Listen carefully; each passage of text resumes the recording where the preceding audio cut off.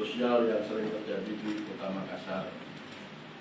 Berdasarkan data yang diperoleh dari Badan Pusat Statistik tahun 2021, Provinsi Sulawesi Selatan menempati posisi keempat provinsi yang jumlah kejahatannya paling banyak, Kabupaten Makassar.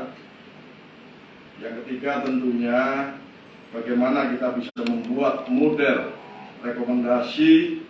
recommended model strategi kepolisian pelayanan Kamtibmas di Polrestabes Makassar. Lanjut tentang tujuan penelitian. Tujuan penelitian kami yang pertama adalah untuk mengetahui tipologi strategi kepolisian dalam pelayanan Kamtibmas. Yang kedua, untuk mengetahui faktor determinan strategi kepolisian dalam pelayanan Kamtibmas. Yang ketiga, ini sangat besar harapannya terhadap kepolisian yang ada di Kota Makassar.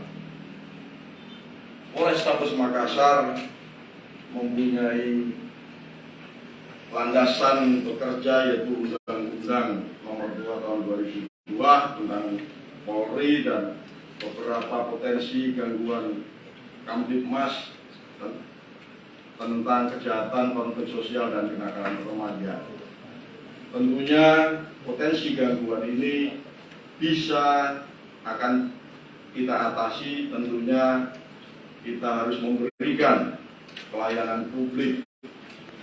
Kami mengambil teori dimensi pelayanan publik tentang tangibles, bahwa Polri harus memberikan kerja yang nyata bagaimana menciptakan Kamtibmas yang ada di Kota Makassar.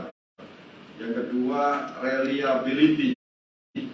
Tentunya masyarakat mempunyai ekspektasi atau harapan terhadap Polri selaku